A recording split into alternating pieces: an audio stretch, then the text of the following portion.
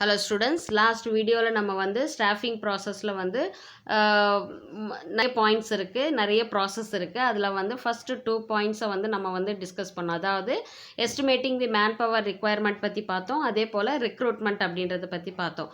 இதுக்கு அடுத்த stage process வந்து பார்த்தீங்கன்னா ஓகே, இது பெல் ஐக்கானை கிளிக் பண்ணிவிட்டு ஆல் பட்டன் கிளிக் பண்ணிங்கன்னா நான் போடுற வீடியோஸோட நோட்டிஃபிகேஷன் உங்களுக்கு இமீடியட்டாக வரும். டிஸ்கிரிப்ஷன் பாக்ஸில் இந்த சாப்டருடைய ப்ரீவியஸ் வீடியோஸுடைய லிங்க் கொடுத்துருக்கு, அதை கிளிக் பண்ணி பார்க்கும்போது சாப்டர் உங்களுக்கு தெளிவாக புரியும். ஓகே, நெக்ஸ்ட் தேர்ட் வந்து பார்த்தீங்கன்னா செலெக்ஷன் ப்ராசஸ். ஃபஸ்ட்டு வந்து எஸ்டிமேட்டிங் மேன் பவர் ரிக்குவயர்மெண்ட், எவ்வளோ மேன் பவர் வந்து நமக்கு தேவைப்படுறாங்க அப்படின்றத நம்ம எஸ்டிமேட் பண்ணிடுறோம். அதுக்கு அடுத்தது வந்து பார்த்தீங்கன்னா அந்த எம்ப்ளாயீஸு நம்ம வந்து கம்பெனிக்குள்ளே கொண்டு வரணும் அப்படின்னும் பொழுது ஆட்டோமேட்டிக்காக நம்மளுடைய தேவைகள் என்ன, நமக்கு என்ன ஜாப் பொசிஷனுக்கு என்ன வேலைலாம் அவங்களுக்கு தெரிஞ்சிருக்கணும், என்ன குவாலிஃபிகேஷன் இருக்கணும் அப்படின்றத வந்து கிளியர் பிக்சராக நம்ம வந்து அட்வர்டைஸ்மெண்ட் கொடுப்போம். அதாவது நியூஸ் பேப்பர் மூலியமாகவோ இல்லை வந்து எலக்ட்ரானிக் மீடியா மூலியமாகவோ நம்ம வந்து அட்வர்டைஸ்மெண்ட் கொடுத்துருவோம். அதுக்கு அடுத்த ப்ராசஸ் வந்து அப்போது அந்த அட்வர்டைஸ்மெண்ட் கொடுத்தது மூலிமா நமக்கு என்ன ஆகும், அதிகப்படியான ரெஸ்யூம்ஸ் வந்து நம்ம வந்து ரீச் பண்ணுவோம். ஆர்கனைசேஷனுக்கு வந்து நிறைய பேர் அப்ளை பண்ணுவாங்க இல்லையா, அந்த ஜாப் பொசிஷனுக்கு ஏற்ற மாதிரி அவங்க அப்ளை பண்ணுவாங்க. ஸோ நிறைய கேண்டிடேட்ஸ் வந்து அப்ளை பண்ணும்பொழுது அப்போது நம்ம அதில் அடுத்த ப்ராசஸ் வந்து பார்த்தீங்கன்னா அதுலேருந்து நமக்கு கரெக்டான ஆளை நம்ம என்ன பண்ணணும், செலக்ட் பண்ணணும். அதுதான் selection process. Selection is the process of choosing from among the pool of prospective job candidates developed at the stage of recruitment. So recruitment ஸ்டேஜிலிருந்து நமக்கு கிடைச்ச அதிகப்படியான அந்த ரெஸ்யூம்ஸ், அந்த பயோடேட்டாஸ் பேஸ் பண்ணி தான் நம்ம வந்து இந்த செலெக்ஷன் ப்ராசஸே நம்ம வந்து கொண்டு போகிறோம். ஈவன் இந்த case of highly specialized jobs where the choice space is very narrow. So இப்போ வந்து சப்போஸ் வந்து ஒரு ஸ்பெசிஃபிக்கான ஒரு ஸ்கில் செட்டு, ஓகேவா, இப்போ இருக்கிற ட்ரெண்டிங்கில் இருக்கிற டெக்னாலஜி அதை பேஸ் பண்ணி நான் ஒரு ப்ராஜெக்ட் பண்ண போகிறேன்னா அப்போது அந்த ஸ்கில் செட்டை தெரிஞ்ச ஒரு பர்சன் மட்டும்தான் நான் அந்த ஜாப் பொசிஷனில் ஃபிக்ஸ் பண்ண முடியும். அப்படின்ற பட்சத்தில் வந்து நான் என்னதான் அட்வர்டைஸ்மெண்ட் கொடுத்தாலும் அந்த ஸ்கில் செட் இருக்கிற பர்சனை தான் நான் வந்து எடுக்க முடியும். இப்போ வந்து நார்மலாக இருக்கக்கூடிய எல்லா பொசிஷன், ஃபினான்ஸ் டிபார்ட்மெண்ட்டுக்கோ, சேல்ஸ் டிபார்ட்மெண்ட்டுக்கோ, பர்ச்சேஸ் டிபார்ட்மெண்ட்டுக்கோ, ப்ரொடக்ஷன் டிபார்ட்மெண்ட்டுக்கோ வந்து பார்த்திங்கன்னா நம்ம அட்வர்டைஸ்மெண்ட் கொடுக்குறோம் அப்படின்னா அதிகப்படியான கேண்டிடேட்ஸ் வந்து அப்ளை பண்ணுறதுக்கான வாய்ப்புகள் இருக்குது. ஆனால் ஒரு ஸ்பெசிஃபிக்கான ஸ்கில் செட்டு தான் எனக்கு வேணும்னு நான் வந்து அட்வர்டைஸ்மெண்ட் கொடுத்தா அப்போ எனக்கு வரக்கூடிய அந்த ஜாப் கேண்டிடேட்ஸினுடைய ரெஸ்யூம்ஸ், பயோடேட்டாஸ் வந்து எப்படி இருக்கும், கம்மியாக தான் இருக்கும். அந்த ஸ்கில் செட்டுக்கு ஏற்ற மாதிரி இருக்கவங்க மட்டும்தான் வந்து பார்த்திங்கன்னா அதுக்கு அப்ளை பண்ணுவாங்க. ஸோ அப்போது the rigour of the selection process, அப்போது அந்த மாதிரி கேசஸில் வந்து பார்த்திங்கன்னா அந்த செலெக்ஷன் ப்ராசஸில் வந்து 2 பர்பஸ் இருக்குது. அதாவது it ensures that the organisation gets the best among the available. இப்போது அந்த ஸ்பெஷலைஸ்டு ஸ்கில்ஸ் வேணுன்ற இடத்துல எனக்கு வந்து ஒரு 10 ரெஸ்யூம் தான் எனக்கு வரும். அந்த 10 ரெஸ்யூம்லேருந்து நான் என்ன பண்ணணும், நான் வந்து கரெக்டான ஒரு பர்சனை நான் அதிலிருந்து நான் செலக்ட் பண்ணணும். ஓகேவா, இவங்க கரெக்டாக அந்த ஜாப் பொசிஷனுக்கு ஃபிட் ஆவாங்க அப்படின்னு நான் வந்து கரெக்டாக வந்து அந்த பொசிஷனை ஃபிட் பண்ணணும். And it enhances the self esteem and prestige of those selected and conveys to them the seriousness with which the things are done in the organisation.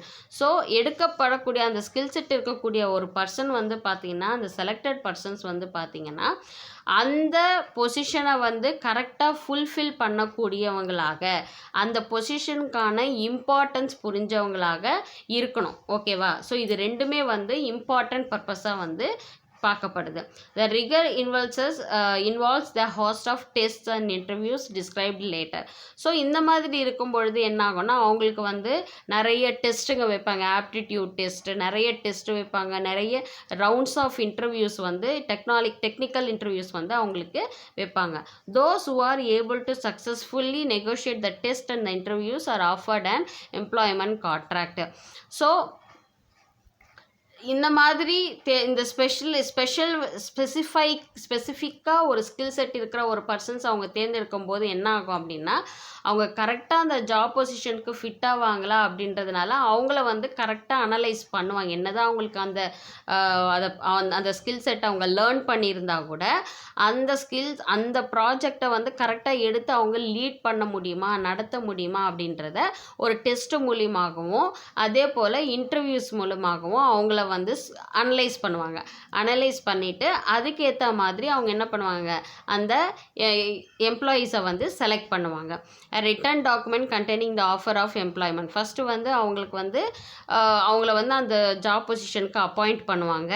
Appoint பண்ணிவிட்டு அவங்களுக்கு வந்து பார்த்திங்கன்னா ஒரு ரிட்டன் டாக்குமெண்ட் மாதிரி, அதாவது ஆஃபர் லெட்டர் மாதிரி அவங்களுக்கு வந்து கொடுப்பாங்க. ஓகேவா, என்னைக்கு வந்து நீங்கள் ஜாயின் பண்ணணும் அப்படின்ற அந்த ஆஃபர் லெட்டரை வந்து கொடுப்பாங்க. இதுதான் வந்து பார்த்திங்கன்னா செலெக்ஷன் ப்ராசஸ். ஸோ செலக்ட் பண்ண அதாவது அதிகப்படியான ஜாப் கேண்டிடேட்ஸ் வந்து ரெஸ்யூம்ஸ் அனுப்பிச்சிருப்பாங்க. அந்த ரெஸ்யூம்ஸ் மூலிமா அந்தந்த பொசிஷனுக்கு ஏற்ற மாதிரி நான் வந்து டெஸ்ட் மூலியமாகவோ இன்டர்வியூ மூலமாகவோ அந்த கேண்டிடேட்டை நான் அனலைஸ் பண்ணிவிட்டு அவங்களுக்கு வந்து நான் ஆஃபர் லெட்டர் கொடுத்து எந்தெந்த டேட்டில் அவங்க வந்து ஜாயின் பண்ணணும் அப்படின்றத நான் மென்ஷன் பண்ணி கொடுத்துருவேன். இதுதான் செலெக்ஷன் ப்ராசஸ். அடுத்தது வந்து பார்த்திங்கன்னா placement and orientation. Joining a job marks the beginning of socialization of the employee at the workplace. The employee is given a brief presentation about the company and is introduced to his superiors, subordinates and the colleagues. Okay, இப்போ வந்து selection process முடிஞ்சிருச்சு. அவரை வந்து ஒரு particular டேட்டில் join பண்ண சொல்லிட்டாங்க. Okay, அந்த பர்டிகுலர் டேட்டில் அவர் வந்து ஜாயின் பண்ணுறாரு அப்படின்னா அப்போது அந்த ஆர்கனைசேஷன் பற்றின ஒரு நாலேஜ் வந்து முதல்ல அவருக்கு இருக்கணும். புதுசாக அந்த ஆர்கனைசேஷனுக்குள்ளே அவர் என்ட்ரி ஆகிறார் அப்படின்னா அந்த ஆர்கனைசேஷன் பற்றின இன்ஃபர்மேஷன்ஸ், இல்லை வந்து கூட ஒர்க் பண்ணுற எம்ப்ளாயீஸ், டிபார்ட்மெண்ட்ஸில் இருக்கக்கூடிய ஹெட்ஸ், இவங்கள பற்றின நாலேஜ் எல்லாம் வந்து இவங்களுக்கு ஃபஸ்ட்டு தெரியணும். அப்போது அந்த எம்ப்ளாய்க்கு வந்து ஒரு ப்ரெசன்டேஷன் மூலியமாக வந்து பார்த்திங்கன்னா அவங்களுடைய சுப்பீரியர்ஸ் யார், அவங்களுடைய கொலீக்ஸ், அவங்களோட ஒர்க் பண்ணக்கூடிய கொலீக்ஸ் யார், அவங்களுக்கு கீழே ஒர்க் பண்ணக்கூடிய சபார்டினேட்ஸ் யார் அப்படின்ற எல்லா இன்ஃபர்மேஷனையும் அந்த எம்ப்ளாயீஸ்க்கு வந்து கொடுப்பாங்க. Okay, he is taken around the workplace and given the charge of the job for which he has been selected. So அவங்களுக்கான அந்த இடத்துக்கு இப்போ ஒரு மேனேஜர் பொசிஷனுக்கு செலக்ட் பண்ணுறாங்க அப்படின்னா அந்த டிபார்ட்மெண்ட்டுக்கு கூப்பிட்டு போயிட்டு அவங்களுடைய ஒர்க் பிளேஸை காமிச்சு அவங்க எந்த பொசிஷனுக்கு வந்து அவங்கள எடுத்திருக்காங்க அப்படின்றத அவங்களுக்கு வந்து explain பண்ணுவாங்க. This process of familiarization is very crucial and may have a lasting impact on his decision to stay and on his job performance. So இந்த ப்ராசஸ் வந்து ரொம்ப இம்பார்ட்டண்ட். ஏன்னா இப்போது அந்த பொசிஷனுக்கு வந்து அவரை வந்து கரெக்டாக ஒன்று ஃபிட் ஆகிருக்கிறனால தான் அவங்க செலக்ட் பண்ணியிருப்பாங்க. ஸோ அந்த ஆர்கனைசேஷனுடைய டோட்டல் அட்மாஸ்பியர், அதே போல் வந்து பார்த்திங்கன்னா ஒர்க் பிளேஸ்னுடைய அட்மாஸ்பியர், கொலீக்ஸு, கூட ஒர்க் பண்ணக்கூடிய சுப்பீரியர்ஸ், இவங்கள பற்றின எல்லா இன்ஃபர்மேஷன்ஸையும் வந்து அவங்க கேதர் பண்ணி என்ன ரூல்ஸ் அண்ட் ரெகுலேஷன்ஸ் அந்த ஆர்கனைசேஷனில் இருக்குது, என்ன டேர்ம்ஸ் அண்ட் கண்டிஷன்ஸ்லாம் இருக்குது, ஸோ இது எல்லாத்தையும் வந்து அனலைஸ் பண்ணி அவங்க வந்து அந்த ஜாப் பொசிஷனில் லாங் லாஸ்டிங்காக ஸ்டே பண்ணுறது அப்படின்றது வந்து ஒரு க்ரூஷியல், ஒரு கஷ்டமான, ஒரு கடினமான ஒரு விஷயந்தான். அந்த இடத்துக்கு அவங்க ஃபிட் ஆகி செட் ஆகி லாங் லாஸ்டிங்காக அவங்க ஒர்க் பண்ணணும் அப்படின்றது வந்து it is a important thing. Orientation is thus introducing the selected employee to other employees and familiarizing him with the rules and policies of the organization.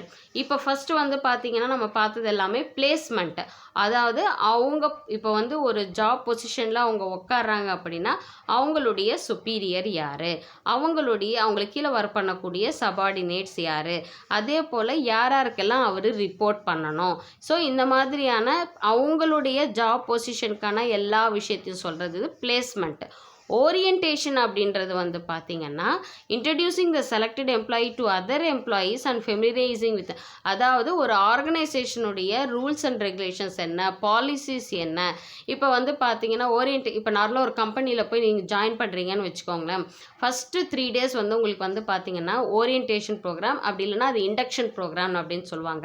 So இந்த induction ப்ரோக்ராமில் வந்து அந்த 3 நாளாக என்ன சொல்லுவாங்க அப்படின்னு பார்த்தீங்கன்னா அவங்க ஆர்கனைசேஷன் பற்றி ஸ்டார்ட் பண்ணதுலேருந்து அவங்க ஆர்கனைசேஷன் பற்றின ஃபுல் டீட்டெயில்ஸும் சொல்லுவாங்க. அதுக்கப்புறம் வந்து பார்த்திங்கன்னா அவங்களுடைய பிரான்ச்சஸ் வந்து எந்தெந்த கண்ட்ரீஸ்லலாம் இருக்குது அப்படின்றதையும் சொல்லுவாங்க. அதே போல் என்ன மாதிரியான ரூல்ஸ் அண்ட் ரெகுலேஷன்ஸ் அவங்க ஃபாலோ பண்ணுறாங்க, என்ன மாதிரியான பாலிசிஸ் நம்ம ஃபாலோ பண்ணணும், அதே போல் உங்களுக்கு இன்சூரன்ஸாக இருந்தாலும் சரி, எவ்வளோ லீவ் எடுக்கணுன்றதையும் சரி, இல்லை உமன்ஸாக இருந்தால் அவங்களுக்கு எவ்வளோ மெட்டர்னிட்டி லீவ்ஸ் இருக்குது.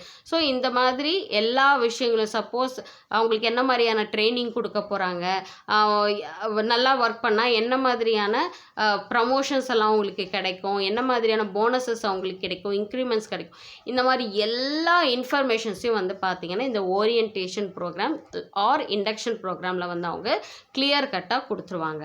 So placement refers to the employee occupying the position R post for which the person who has been selected. So placement அப்படின்றது வந்து பார்த்திங்கன்னா என்னது, எம்ப்ளாயி ஆக்குபையிங் த பொசிஷன், என்ன பொசிஷனுக்கு அவர் போய் உட்கார போகிறாரு அப்படின்றத சொல்கிறது தான் வந்து placement.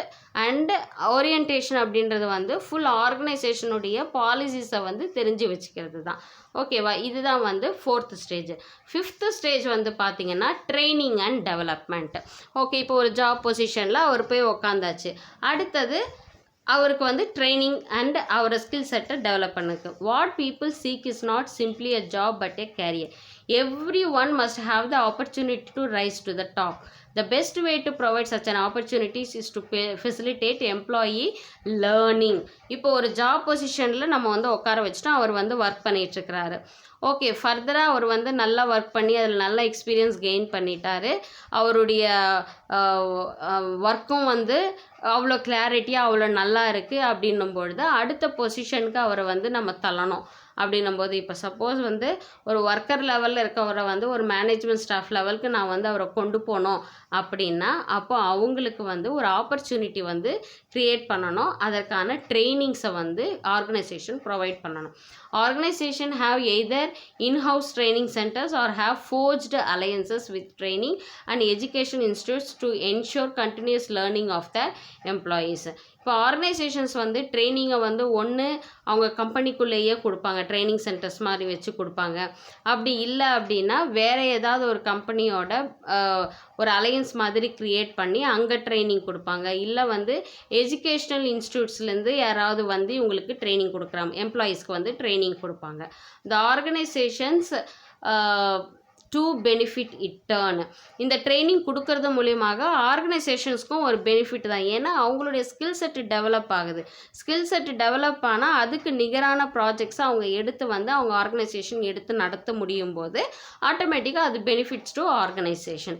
If employee motivation is high, their competencies are strengthened, they perform better and thus contribute more to the organization effectiveness and efficiency. இப்போ ட்ரைனிங் எல்லாம் நீங்கள் கொடுக்கும் பொழுது அந்த எம்ப்ளாய்க்கு வந்து அது ஒரு மோட்டிவேட்டிங்காக இருக்கும். ஓகே, நம்ம அடுத்து ஃபர்தர் ஸ்டேஜுக்கு போனான்னும் போது அவங்களுடைய ஒர்க்கும் அதுக்கேற்ற மாதிரி வந்து அவங்களுடைய ஒர்க்கு ஸ்ட்ரென்தன் ஆகும், அவங்களுடைய பர்ஃபார்மன்ஸ் வந்து பெட்டர்மெண்ட்டாக இருக்கும்.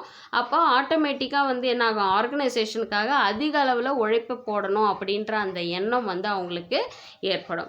By offering the opportunities for career advancement to their members, organization are not only able to attract but also retain its talented people. இப்போ வந்து ஒரு ஆர்கனைசேஷனில் இருக்கவங்களுக்கு வந்து ஒரு ட்ரைனிங்கை கொடுத்து அவங்களுக்கான ஒரு ஸ்கில் செட்டை டெவலப் பண்ணி அவங்கள மோட்டிவேட் பண்ணி அவங்களுடைய பர்ஃபார்மன்ஸை நம்ம பெட்டர்மெண்ட் பண்ணும்போது அப்படின்னு பார்த்தீங்கன்னா அவங்களுக்கு வந்து அடுத்து ப்ரமோஷன் கொடுக்கறதுக்கான அவங்களுடைய கேரியரில் இன்னும் ஒரு உயர்வை கொடுப்பதற்கான ஒரு வாய்ப்பையும் அது ஏற்படுத்தி கொடுக்குது. அது மட்டும் இல்லாமல் இருக்கிற எம்ப்ளாயீஸை வேற எங்கேயும் இன்னொரு கம்பெனிக்கு போகாமல் அவங்கள சஸ்டெயின் பண்ணி அவங்க கம்பெனிலேயே ஒர்க் பண்ணக்கூடிய ஒரு சூழலையும் ஏற்படுத்த முடியும் அப்படின்னு சொல்லிட்டு சொல்கிறாங்க. So as discussed earlier, in most organizations there is a separate human resource department which takes off the staffing function. So mostly எல்லா ஆர்கனைசேஷன்லையும் வந்து பார்த்திங்கன்னா இந்த ஹெச்ஆர் டிபார்ட்மெண்ட் அப்படின்னு இருக்கும். இந்த ஹெச்ஆர் டிபார்ட்மெண்ட் தான் வந்து பார்த்திங்கன்னா இந்த ஸ்டாஃபிங் ஃபங்க்ஷனே வந்து அவங்க தான் வந்து அந்த பர்டிகுலர் ப்ராசஸை அவங்க தான் எடுத்துப்பாங்க.